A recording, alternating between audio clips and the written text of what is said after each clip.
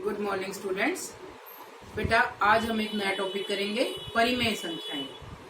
कई बच्चों के मेरे पास कॉल आए थे कि हमें ये टॉपिक समझ नहीं आ रहा है, तो इसलिए मैंने ये वीडियो बनाई है। सबसे पहले हम ये समझते हैं कि परिमेय संख्या होती क्या है। देखो यहाँ लिखा है परिमेय संख्या, वह संख्या जिसको हम P/Q के फॉर्म में लिख सकते हैं। मतलब किसी भी पूर्णांक को जब हम P/Q की फॉर्म में लिखें, जैसे मैंने लिख दिया, कोई भी संख्या अगर इस तरह से लिखी जाती है तो उसको हम परिमेय संख्या कहते हैं। अब इसमें क्या होता है बेटा, P और Q को समझते हैं। अगर P और Q बराबर हों तो इनका मान होता है 1, और P छोटा होगा Q से या P बड़ा होगा Q से। जैसे इसमें मैंने लिखा P जो है छोटा है इससे Q से, ऐसे ही इसमें हम लिख रहे हैं कि P जो है ना वो बड़ा है Q से।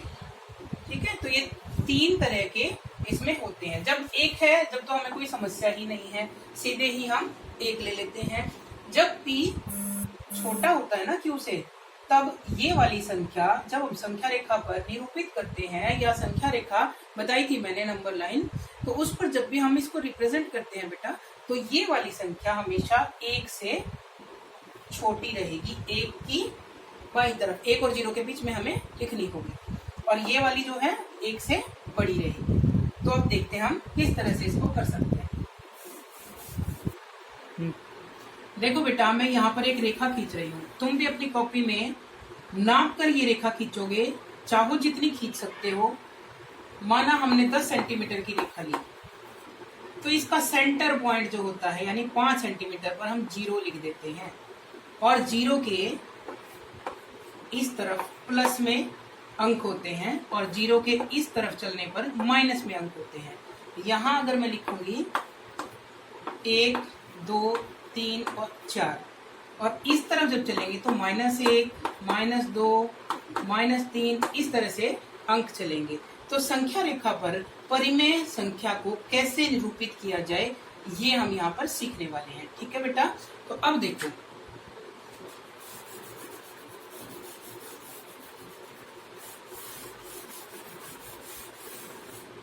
जैसे मुझे यहाँ पर लिखना है 3/4, जिसको मुझे संख्या रेखा पर निरूपित करना है। ये एक संख्या रेखा है। 3/4 में देखो ये P है, ठीक है, और ये क्या है, Q है। मैंने बताया था कि जो P है वो Q से छोटा होगा, तो संख्या कहाँ लिखी जाएगी। मान लो ये 0 है हमारे पास और ये 1 है, तो इन दोनों के बीच लिखी जाएगी, यानी वो 1 से छोटी होगी। ठीक है, अब देखना और सीखना क्या है तुमको बेटा, ये जो 4 है ना, इसको ध्यान देंगे। कोई भी संख्या लिखी होगी ना, ये तुम्हें पता है कि इसका अंश होता है और ये हर होता है, हमें इसका ध्यान रखना है। अगर यहाँ 4 लिखा है तो इतनी जगह को हम 4 बराबर भागों में बांटेंगे। अगर यहाँ 5 लिखा है तो 5 बराबर भाग करेंगे। तो अब इसके 4 बराबर भाग हमने कर लिए।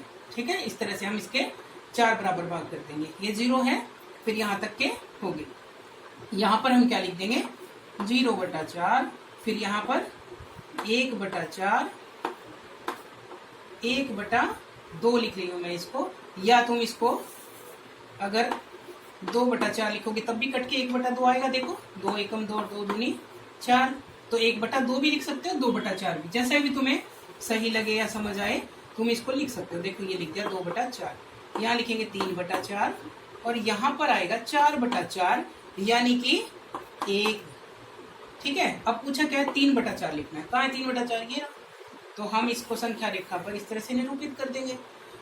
दोबारा ध्यान से सुनो कि P जब Q से छोटा होता है तो संख्या रेखा पर निरूपित करते समय वह संख्या 1 से छोटी होगी, 0 और 1 के बीच में आएगी, तो हम इस तरह से लिख देंगे।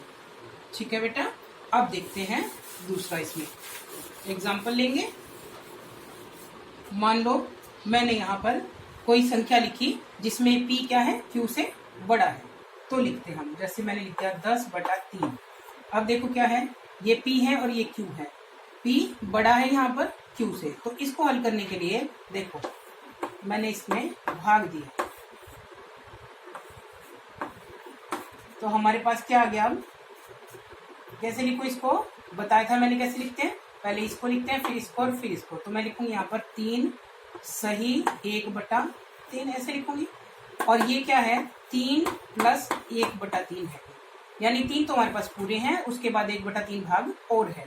तो जब मुझे इसे लिखना ना संख्या रेखा पर, तो मैं कैसे लिखूंगी? अब हमें ये पता होना चाहिए कि ये 3 और 4 के बीच में आएगी, क्योंकि 3 तो पूरे हैं ही हमारे पास। तो संख्या रेखा पर ये 3 और 4 के बीच में आएगी। अभी देखो कैसे करते हैं इसको।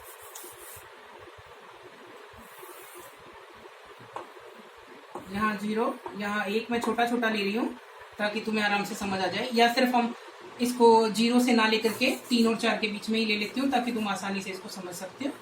संख्या रेखा पर मान लो यहाँ पर 3 है, यहाँ पर हमारे पास 4 है। ठीक है भाई, 3 और 4 के बीच में आएगी। ठीक है, हमने क्या लिया था? 3 + 1/3 था ये। ठीक है, अब देखो 3 तो यहाँ पूरे हो गए, 1/3 मैंने कहा था इसको देखोगी हमेशा। ये क्या है? 3, यानी इस और इस जगह के बीच की दूरी को हमें 3 बराबर भागों में बांटना है, इस तरह से। ठीक है, 3 तो यहाँ हो गया। अब यहाँ पर क्या करेंगे? 1/3, 2/3 ऐसे चलेंगे ना आगे। तो अब हमें पता लग गया ये 3 + 1/3 था, तो ये पहला ही पॉइंट हमारा संख्या रेखा पर इस संख्या को निरूपित करेगा। इकट्ठा हम इस संख्या को ऐसे लिखें या ऐसे लिखें, ये यहाँ पर निरूपित होगी। तो मैं यहाँ लिखूंगी 10/3, इस तरह लिखेंगे बेटा इसको। ठीक है।